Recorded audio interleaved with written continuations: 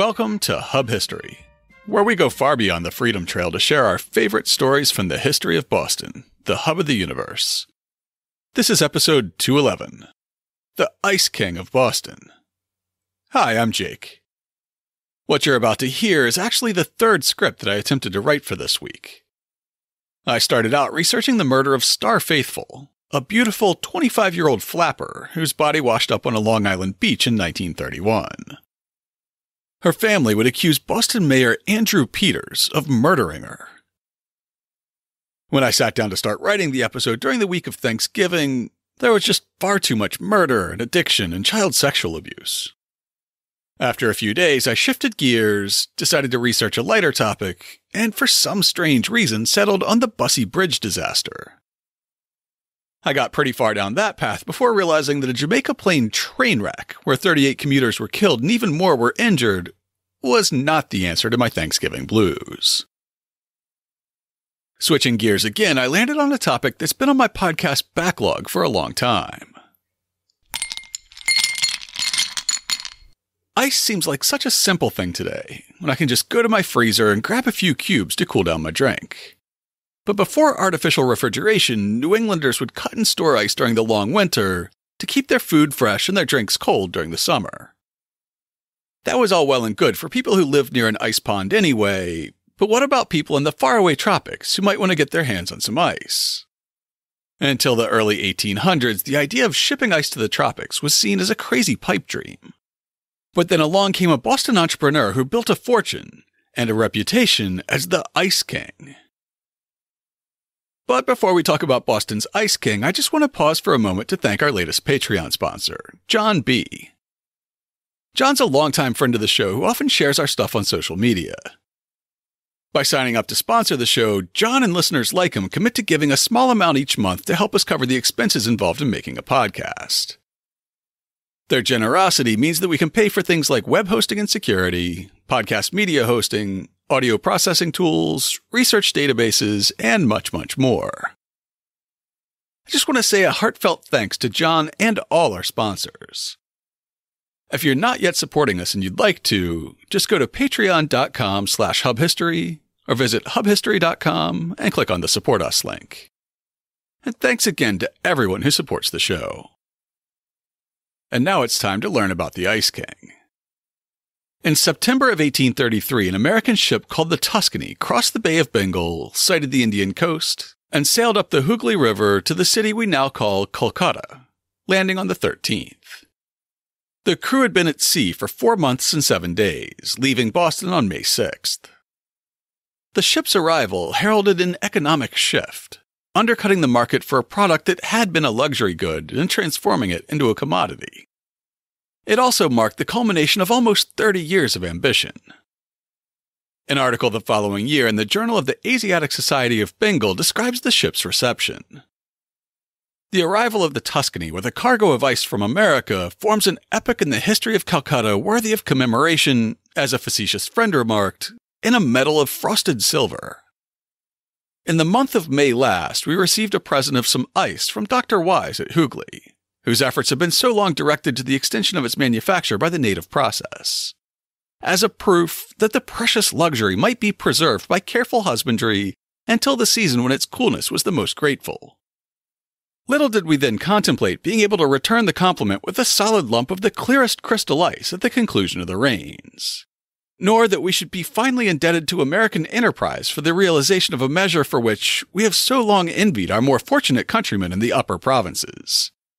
That a body of ice may be easily conveyed from one side of the globe to the other, crossing the line, meaning the equator, twice, with a very moderate loss from liquefaction.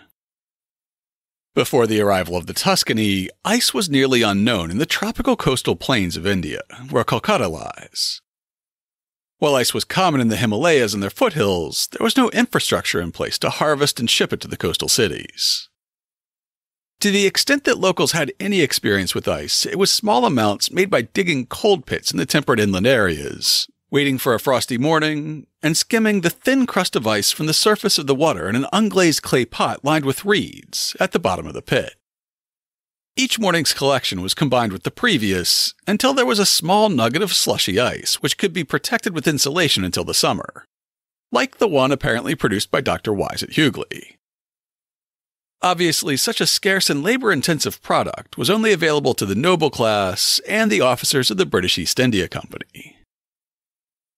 Halfway around the world, the far end of this global supply chain led to a wharf in Charlestown, where Frederic Tudor, the architect of the global ice trade, would write in the icehouse diary that he kept for a half-century, "The frost covers the windows, the wheels creak, the boys run, winter rules, and $50,000 worth of ice now floats for me upon Fresh Pond."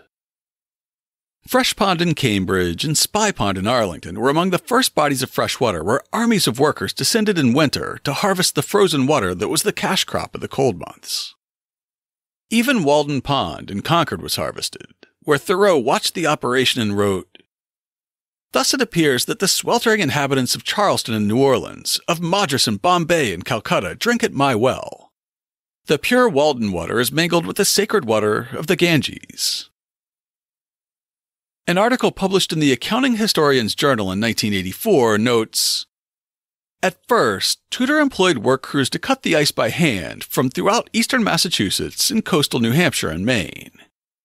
As demand grew, Tudor's icemen used equipment such as the horse-drawn ice cutter, which was invented by Nathaniel Wyeth. Wyeth eventually developed specialized tools for cutting and processing ice at all stages of production, and Tudor strongly urged Wyeth to patent these devices and restrict their use to Tudor operations. Once the ice on a pond reached a depth of at least 12 inches, though 15 or 18 inches would be preferable, the ice harvest began. Now, I'll let you in on a little secret.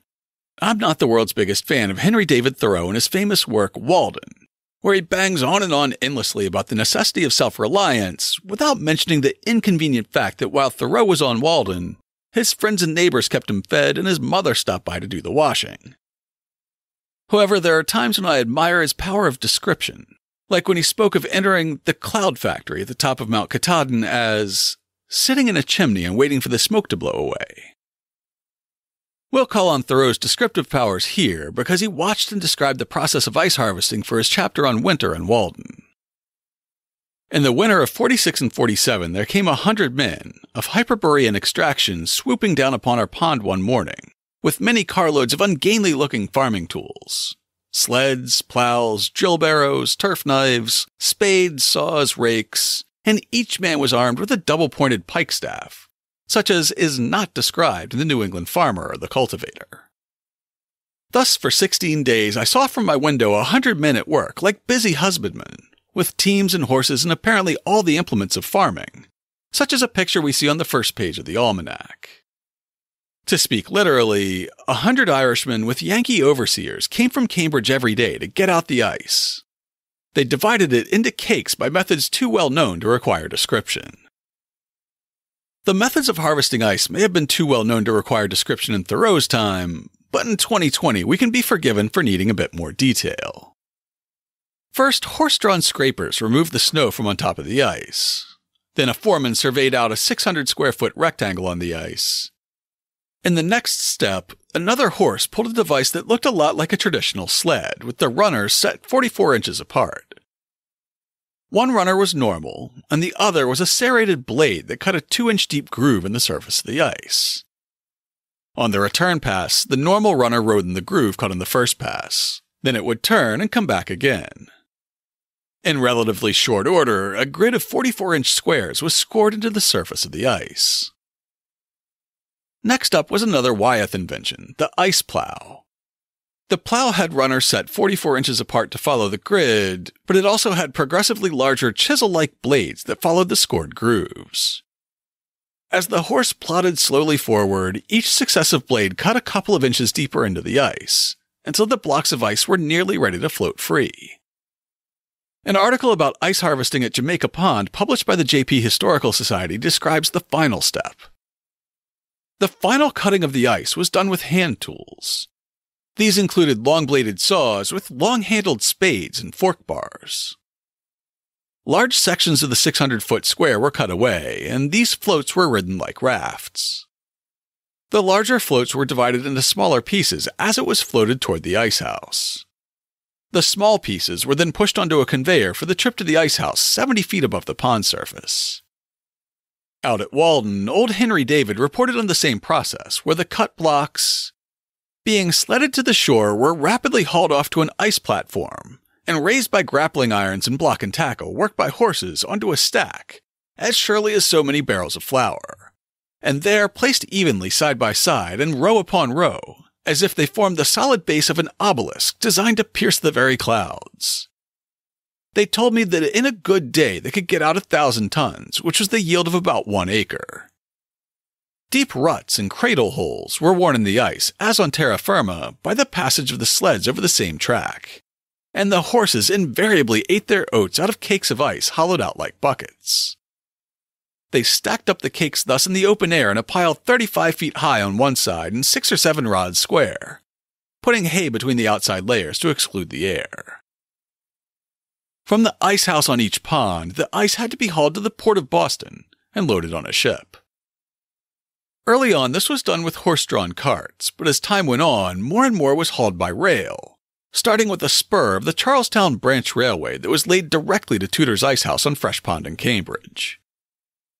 An 1875 issue of Scribner's Monthly Magazine describes the process of loading a cargo of ice from a rail car onto a ship in an era when the ice trade was fully matured.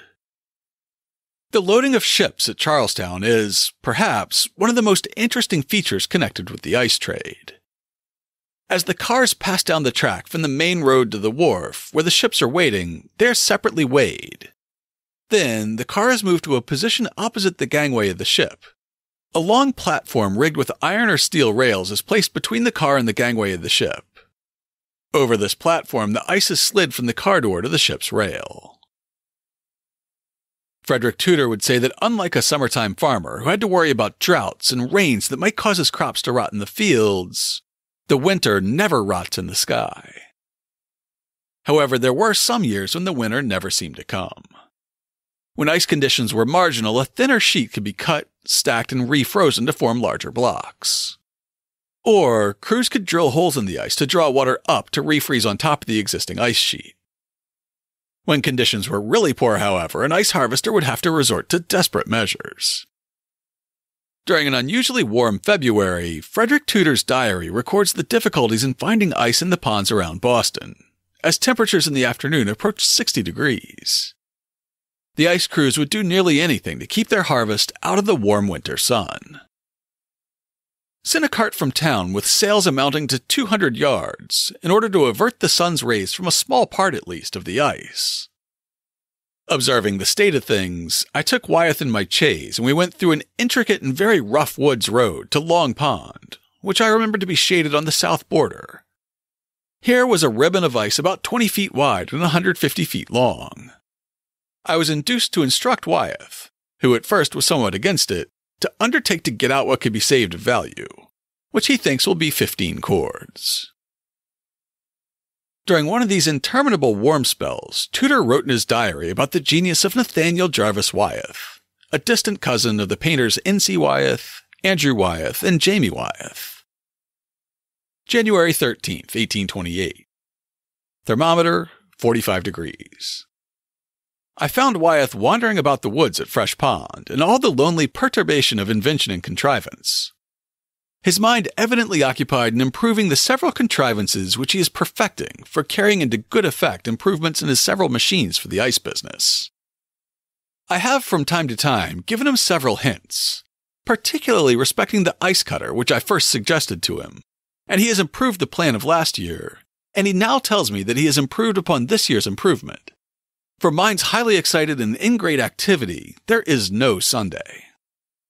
It's interesting to note that Nathaniel Wyeth and Frederic Tudor revolutionized the ice industry together. Tudor would become known worldwide as the Ice King, while Wyeth is remembered more as a mountain man who set up 2 very early trading posts along the Oregon Trail. Ice King Frederic Tudor was the son of William Tudor.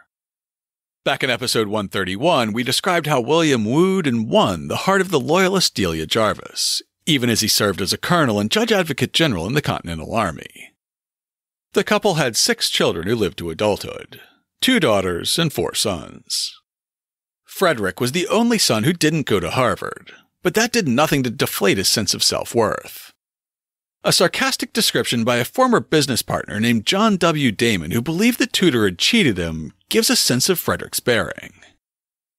The distinguished gentleman is Frederic Tudor, Esquire, of Boston, who, to the personal superiority of birth and education, which confers so many advantages in a contention of this sort, unites the many other advantages flowing from a numerous family connection and a large circle of influential friends in the higher walks of life. He sounds insufferable.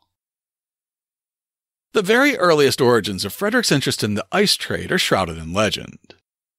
In her 1909 book, Old Boston Days and Ways, Mary Carolyn Crawford wrote about one possibly apocryphal story for the origin of Tudor's interest in frozen water. The ice business seems to have interested Frederic Tudor while he was still only a boy. His family owned an estate of some 250 acres out in Saugus, and it was on the tiny pond near the almshouse there that his first experiments in the cutting and storing of ice were made. Frederic maintained until his death at the age of 80 that the idea of shipping ice to warmer climates was his and his alone.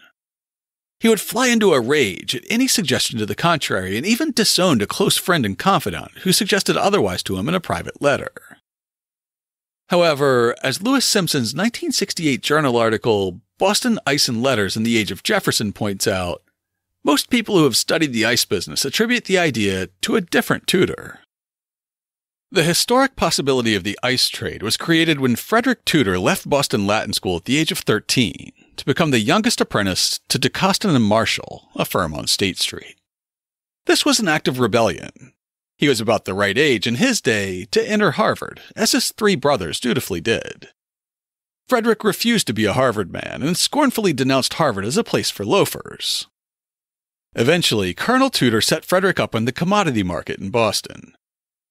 Speculator and man about town, Frederic Tudor at the age of 22 seemed to be on the way to becoming merely another State Street operator, when William suggested at a fashionable party that ice from the Tudor's Pond in Rockwood would be a profitable commodity in Caribbean ports. The time was the summer of 1805. Very likely the Bostonians at the party were enjoying iced drinks and iced confections, made with ice taken from nearby ponds and preserved through the hot months in a family ice house.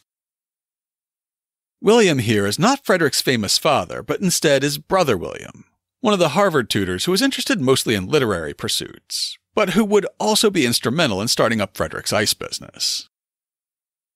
As his mind became fixed on the idea of shipping ice to the West Indies, Frederic heard more and more anecdotal evidence that he could pull off such a scheme.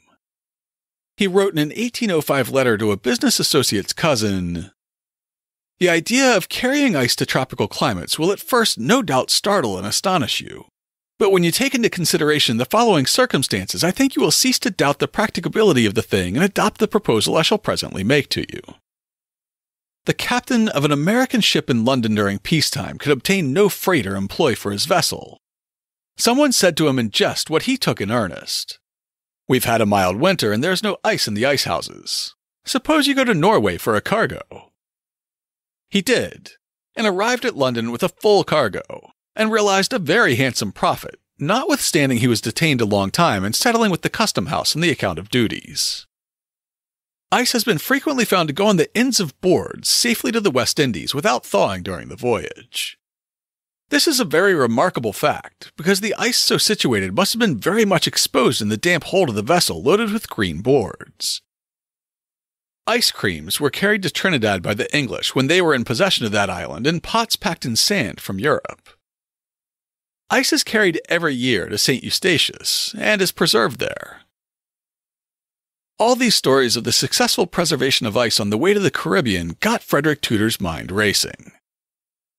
On August 1st, 1805, his ice house diary notes, "William and myself have this day determined to get together what property we have, and embark on the undertaking of carrying ice to the West Indies the ensuing winter."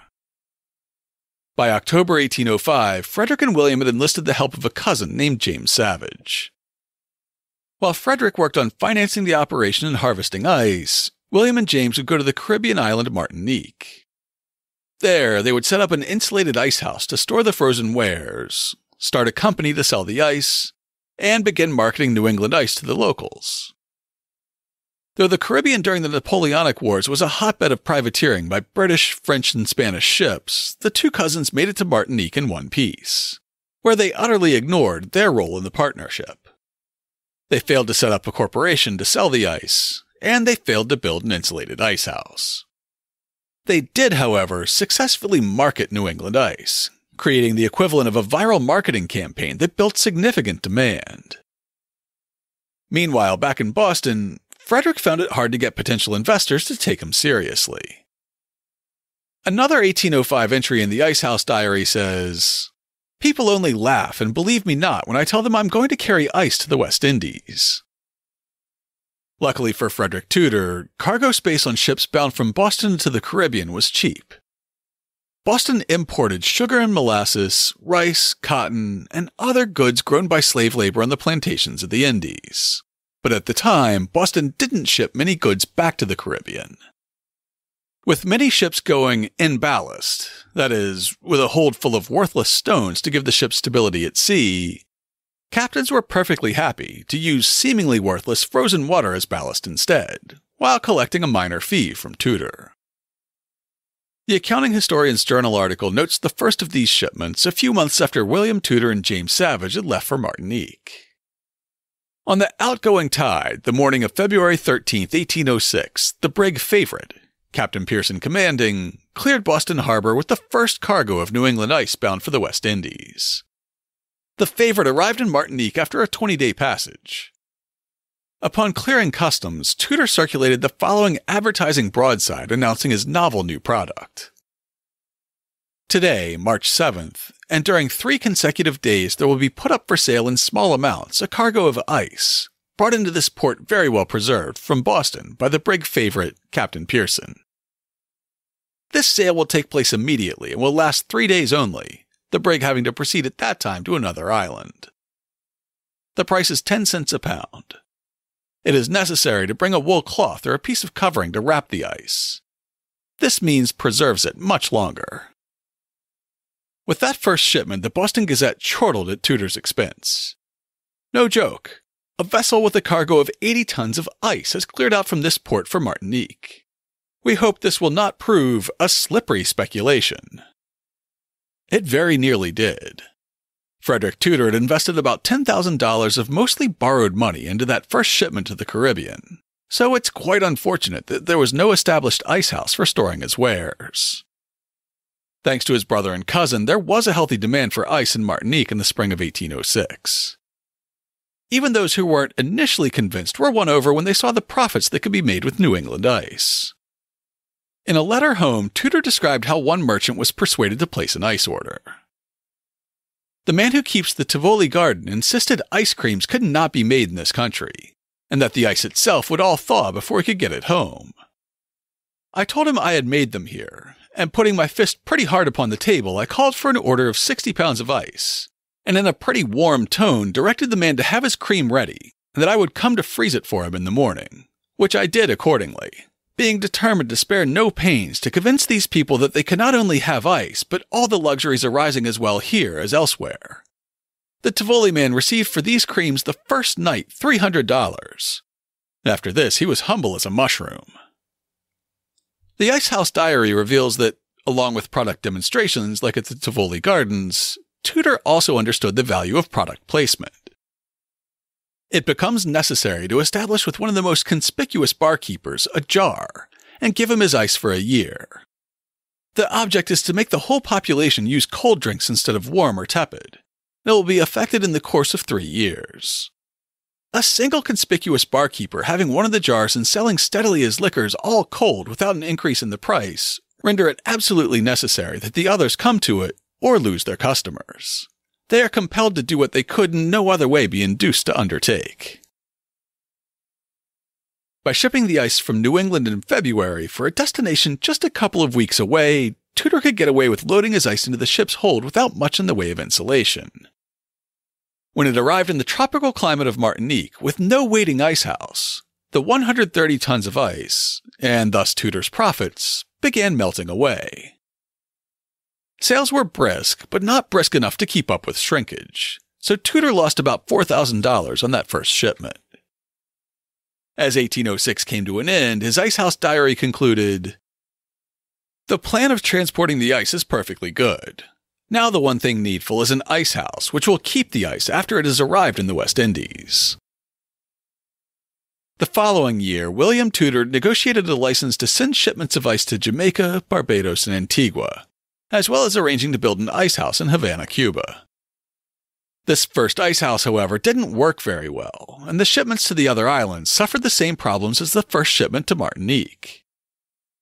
Frederic Tudor firmly believed that he was onto a winning proposition, and kept sending good money after bad. At the end of 1807, President Jefferson imposed an embargo that prohibited U.S. ships from trading with foreign ports. As the embargo went into effect, Tudor found himself upwards of $25,000 in debt with no market for his product. At one point, the Icehouse Diary laments, "I found myself without money and without friends, and with only a cargo of ice in a torrid zone to depend on for the supply of both." Before his fortunes turned around, Tudor would spend time in debtor's prison in both Boston and Cambridge, and at one point described himself in his diary as pursued by sheriffs to the very wharf, as he dodged his creditors to get a ship out of Boston Harbor. Meanwhile, Frederick's father, William Tudor the Elder, former law student of John Adams, Judge Advocate General of the Continental Army, and wealthy scion of the family, fell onto hard times of his own, as Henry Greenleaf Pearson described in an article for the Proceedings of the Mass Historical Society in the 1930s. The fortunes of the family were threatened with disaster. Along with several men of means, Colonel Tudor had embarked on a land development scheme in South Boston. So profitable did the venture promise to be that he set out with his wife and his daughter Delia for a second European tour. In the 2 years or more of their stay abroad, the ladies tasted to the full the delights of Napoleon's new imperial court. But when the family returned to Boston, they found their fortune gone. The South Boston land speculation is an incident well known in the history of the city's development. To a number of her leading citizens, it brought misfortune. To William Tudor, ruin. From the time of this disaster to his death 10 years later, his income was the meager salary provided by his position as clerk of the Massachusetts Supreme Court. His debts were numerous, and the respect in which he was held by his friends and contemporaries did not protect him from threats of arrest. The end of the embargo found Frederic Tudor deep in debt and dodging his Boston creditors. He skipped town in 1810, made his way to Havana, and managed to negotiate exclusive rights to sell ice in Cuba for 6 years. He personally oversaw the construction of a new icehouse that was built snugly enough to allow ice to survive all the way through the tropical summer, from April to September, which Henry Greenleaf Pearson described in detail. This building, which represents probably the first attempt made by man to preserve a large quantity of ice above ground, merits some description. On the outside, it was 25 feet square. The dimensions of the inner shell were 19 feet. Its height, 16. On top was a floor, trapdoors in which provided access to the area below. In the space between the floor and the roof were the sales room, reached by an outside staircase, and living quarters for the keeper. The structure was supported by 156 red cedar posts. As the building was only 100 feet from the place where the vessel lay, a staging running from the boat's side to the door in the second story was used for unloading the cargo. When this icehouse, which held about 150 tons, was filled, the top layer was covered with 9 inches of shavings. In his Icehouse Diary, Tudor celebrated the somewhat limited success of his Cuban venture. "Thus is the winter of my discontent made glorious summer, and all the clouds that lowered upon our house in the deep bosom of the ocean buried. Drink, Spaniards, and be cool, that I, who have suffered so much in the cause, may be able to go home and keep myself warm." The Simpson article describes how, although he'd remain in debt for a bit longer, this was the moment when the young Frederick's luck began to turn. Tudor re-established faith in his business, and at last built what proved to be a genuinely efficient icehouse for the Cuban climate. Although he had to hide from his creditors each time he came back to the United States, his business slowly improved. It was to improve more rapidly when Tudor began to carry ice to Charleston and New Orleans, cities that he learned offered more lucrative markets for ice than ports in the West Indies. In November 1816, Frederic Tudor described his ignoble departure from Boston for the port of Charleston, South Carolina. Oh, hateful and debasing feelings, to be in such a situation as to be obliged to leave one's home in anything like a clandestine manner. I could not conceal my intention, and I did not. But I am satisfied my departure was without the knowledge of those who could and who would have stopped me. Had the vessel been delayed a day, the present plan for this city would not have been undertaken. In American ports like Charleston, Tudor was quickly forced to give up his hopes of exclusivity. Unlike colonial governments in Cuba, Martinique, or Jamaica, the South Carolina legislature saw little reason to grant him a monopoly on the ice trade, especially when representatives from the interior counties believed that his product was a luxury item that would only benefit the elites around Charleston itself. Instead, he would use his advantage as the first to market to establish a foothold, create demand, and set a price that competitors would have a hard time matching. An advertisement he placed in the Charleston paper stresses how affordably his ice was priced. The ice establishment at Fitzsimmons Wharf is now opened. Ice will be for sale at all hours of the day from sunrise to sundown, except when the ice house keeper is necessarily absent at his meals. It will be sold in any quantity from 1 pound to 500 pounds. The price at which ice is now offered in Charleston is as low as it was in the northern cities when the article was first introduced to them in the summer season. As earlier advertisements in Cuba and elsewhere had done, the Charleston ad goes on to explain that the best way to carry ice home is wrapped in a blanket, which could, helpfully, be purchased at the ice house for just $1. And the best way to store the ice at home is in a warm, dry closet, because it is a well-attested principle that whatever will keep a man warm, with the exception of the sun and fire, will keep ice cold. Within a few years, Tudor's trade with southern ports put him on firm financial footing. By 1818, he no longer had to sneak in and out of Massachusetts, landing at Boston in the open, instead of coming ashore at small ports like Sandwich under the cover of darkness. In the year 1819, the ice trade made him a profit of about $24,000. When a creditor that year sent a letter demanding payment of a $15 note, Tudor's haughty response shows how quickly he had wrapped himself in the mental trappings of wealth. You do not appear to be aware that I have this season sold nearly $30,000 worth of ice, and that I expect to sell $6,000 to $8,000 more before the close of the year. That my ice houses cost each $10,000. That of these I have 4, and they are fine, fireproof buildings occupying as much ground as 2 of the Central Wharf stores. That they are principally insured about $6,000 against fire. That the sales are regular, progressive, and certain, being like the demand for bread at a baker's. That I am inevitably and unavoidably rich. That I desire no favors and will accept of none, meaning to pay the face of your demand. Had you known these things, it is probable that you would not have asked me for the $15 so very uncivilly, but that you would have given it to your son Samuel and sent him to me to request payment. It's basically the 19th century equivalent of, "Don't you know who I am?" Again, just insufferable. In 1820, Tudor believed it was time to expand into the New Orleans market, and the funding for this venture came from an unexpected source. Frederic's literary-minded brother William Tudor had helped lay the groundwork for the ice trade in the Caribbean and knew the business in detail. He'd written a couple of books and a number of essays, and he now wanted to start a literary magazine called the North American Review. He came to Frederic with a novel idea. He would approach some of his Harvard friends who were interested in the new journal for funding, which he would then invest in opening an ice house in New Orleans. As Frederic paid back the loan, the principal would be returned to his investors, but then the interest would support the magazine. With the right benefactors, it worked, providing both the New Orleans Ice House and the North American Review with startup money. As Frederic Tudor began earning what would become an immense fortune, he was also earning a reputation as one of America's first monopolists. He was so possessive of the concept of shipping ice to warm climates that he hated not only competition, but the very idea of competition. His icehouse diary records the secret glee that he felt upon learning that a competitor's ship had wrecked and that the cargo was lost.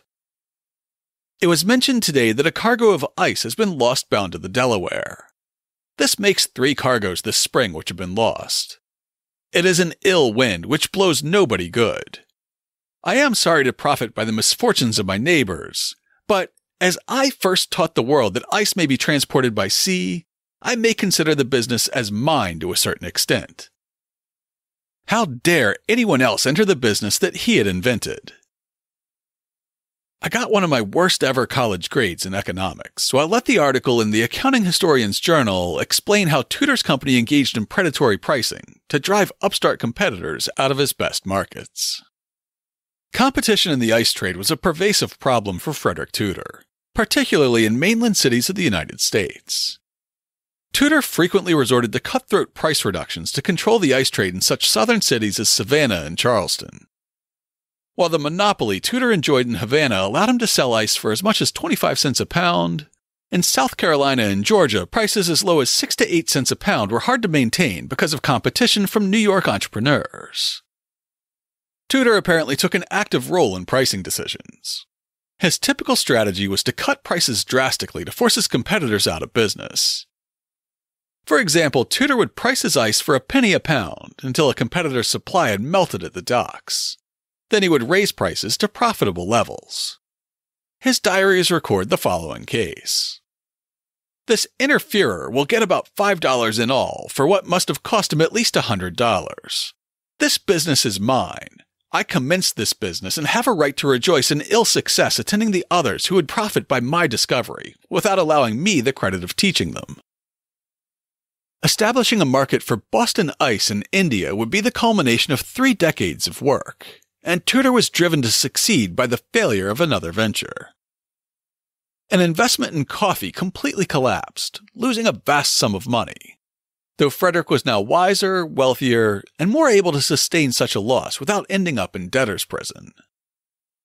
In 1834, he summarized his position, writing, "In the first place, the speculation in coffee has totally failed. I bought and sold about 7 million pounds. There is only about 500,000 still to be sold, and the loss will reach about $175,000. This apparently disastrous coffee speculation, which has ruined its author, William Savage, has been attended with some good effects in my case. It has invigorated me to efforts in renewal of the expedition to Calcutta, which had been nearly abandoned by me from laziness." Just as the notes for his coffee speculation came due, he got news that his entire first cargo of ice to Calcutta had sold for a premium. Tudor was back in the black, and he doubled down on the India trade, with Henry Greenleaf Pearson raving, "The feat of carrying a cargo of ice on a 4-months voyage, crossing the equator twice, stirred men's imaginations and greatly increased his prestige. Moreover, by providing an article of commerce which could be shipped from Boston to Calcutta, he facilitated the means for a return cargo, and thus kept up a trade between the two ports that otherwise would have languished." The article in the Accounting Historian's Journal details how he took advantage of this expanded direct trade between Boston and Calcutta to diversify the goods he shipped to India beyond simple ice. Because the ice functioned as ballast, Tudor's ships also carried other cargo. For example, an 1875 cargo to Bombay contained, in addition to ice, the following items: rosin, drills, oil, glass, boards, and lobsters. A cargo from Boston to Calcutta contained rock oil, drills, salmon, lobsters, and boards. Other ships carried apples, butter, tar, pitch, turpentine, ice pitchers, painkillers, ink, manufactured cloth, and manufactured tobacco. Of course, a voyage of over 4 months from Boston to Calcutta took more preparation and precaution than a quick jaunt to New Orleans or Havana. Our article in the 1834 Journal of the Asiatic Society of Bengal explains, "In shipping it to the West Indies, a voyage of 10 or 15 days, little precaution is used. The whole hold of the vessel is filled with it, having a lining of tan about 4 inches thick upon the bottom and sides of the hold, and the top lifts covered with a layer of hay. The hatches are then closed and are not allowed to be opened till the ice is ready to be discharged." For the voyage to India, a much longer one than had been hitherto attempted, some additional precautions were deemed necessary for the preservation of the ice. The ice hold was an insulated house, extending from the after part of the forward hatch about 50 feet in length. It was constructed as follows. A floor of 1-inch deal planks was first laid down upon the dunnage at the bottom of the vessel. Over this was strewed a layer 1 foot thick of tan, that is, the refuse bark from the tanner's pits, thoroughly dried, which is found to be a very good and cheap non-conductor. Over this was laid another deal planking, and the 4 sides of the hold were built up in exactly the same manner. The pump, well, and mainmast were boxed round in the same manner. The cubes of ice were then packed or built together so close as to leave no space between them, and to make the whole one solid mass. About 180 tons were thus stowed. On the top was pressed down closely a foot of hay, and the whole was shut up from access of air, with a deal planking 1 inch thick nailed upon the lower surface of the lower deck timbers, the space between the planks and the deck being stuffed with tan. The ice was shipped on the 6th and 7th of May, 1833, and discharged in Calcutta on the 13th, 14th, 15th, and 16th of September, making the voyage in 4 months and 7 days. The amount of wastage could not be exactly ascertained from the sinking of the ice gauge, because on opening the chamber, it was found that the ice had melted between each block, and not from the exterior only in the manner of one solid mass, as was anticipated. Calculating from the rods and from the diminishing draft of the ship, Mr. Dixwell estimated the loss on arrival at Diamond Harbor to be 55 tons, 6 or 8 tons more being lost during the passage up the river, and probably about 20 in landing. About 100 tons were finally deposited in the ice house on shore, a lower room in a house at Brightman's Gaunt, rapidly floored and lined with planks for the occasion. A British newspaper editor wrote of the arrival, "How many Calcutta tables glittered with ice that day! The butter dishes were filled, the goblets of water were converted to miniature Arctic seas with icebergs floating on the surface. All business was suspended until noon, and people rushed to pay each other congratulatory visits. Everybody invited everybody to dinner to taste claret and beer cooled by the American importation." The establishment of an ice house at Calcutta was both a capstone of 3 decades of effort and symbolic of the creation of a global empire of ice. Tudor would also establish ice houses at Bombay and Madras, eventually expanding to Hong Kong, Singapore, and more ports in South and East Asia. Ice was always Frederic Tudor's bread and butter, but much like his early partner Nathaniel Wyeth, Tudor's mind was always racing, thinking up schemes, both practical and otherwise. The Pearson article notes a few of the earliest ideas he came up with. His interest in contrivances showed itself at an early age. When he was only 17, he devised a siphon pump for pumping water from the holds of vessels and drafted a letter to the Royal Society describing it. It would seem that he hardly took it seriously, however, for the sheet on which the letter was written is principally filled with a description of the device in verse, evidently composed for the entertainment of his sisters. The double dory consisted of 2 20-foot dories fastened side by side with a space of 5 feet between them. It excited the wonder of the Lynn fishermen, and when under sail gave its occupants a good drenching. Finally, mention should be made of the fact that it was Tudor who introduced the first steam locomotive into New England. In January 1830, when 4 bills for railroads were before the legislature, he brought from Charleston a small locomotive of 1/2 horsepower, and a car large enough to carry 1 passenger. Running on the sidewalk at 4 miles an hour, the train attracted great attention. "Steam," he writes, "will soon take the place of horses in ordinary stagecoaches, and I should not be surprised if it should be employed for heavy draft and ordinary purposes. The times are surcharged with novel inventions and improvements of all kinds. Steam seems now the ordinary power.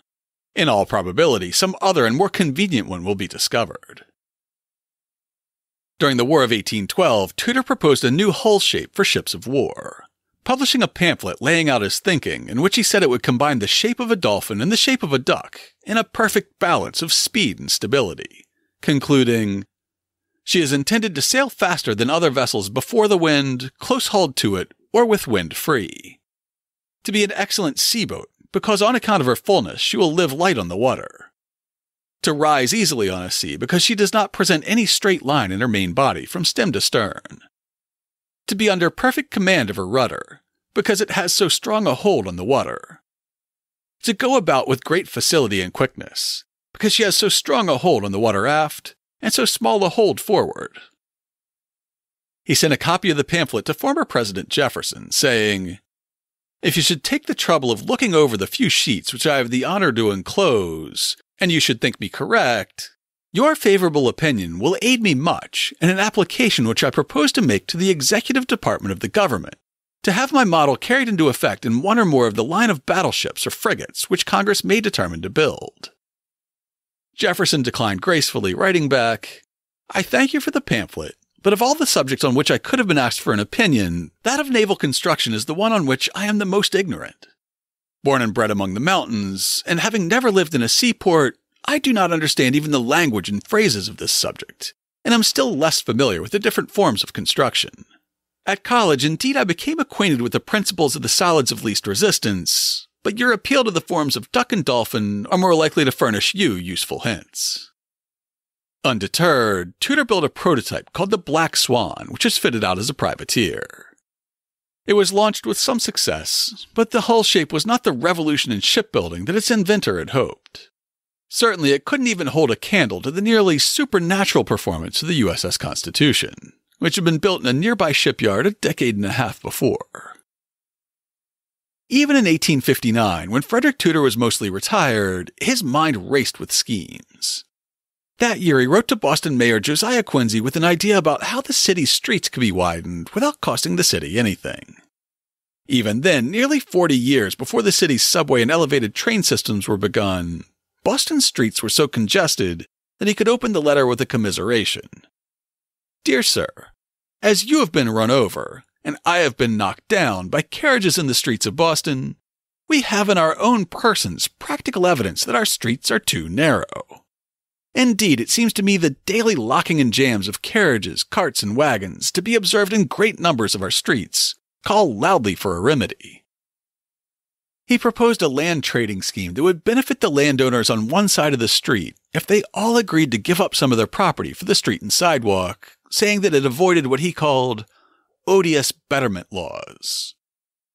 Mayor Quincy wrote back and essentially said that it sounded like a very interesting plan, and he'd be curious to hear about the results if it were put into place in some other city.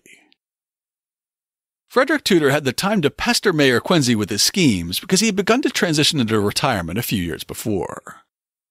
In August of 1852, he wrote to a pair of businessmen who he hoped would buy out his ice business. "The present month it is 47 years since I formed the plan, and next February the same number of years since I went to sea with the first cargo in a brig belonging to myself bound for Martinique. I have thought I might yet work upon it up to the half-century, but as I am now just upon the point of being 69 years of age, I prefer now to make the attempt to infuse new youth, skill, and energy into a business which I cannot think but is of great promise for the future, as well as of present good realization. That it is one whose risks are known, one wherein good practice and economy tell with great force. Finally, one which cannot readily be gone into by others. I have thought it might be of sufficient interest to your house to supply to the business what I inform you are its wants, and gradually to relieve me from much care, and soon of all care, in the conduct of the business." When he wasn't busy thinking up schemes, Tudor split his time between a grand estate in Nahant and his Beacon Hill house at the corner of Beacon and Joy Streets. It was in his Beacon Hill home where he passed away in early 1864 at the age of 80. To learn more about the Ice King, check out this week's show notes at hubhistory.com/211.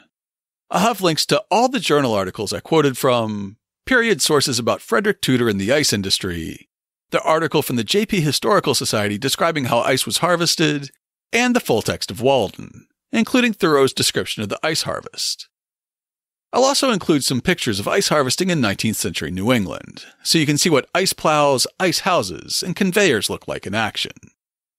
And for good measure, I'll have an image of a tropical ice house, as designed by Nathaniel Wyeth and Frederic Tudor.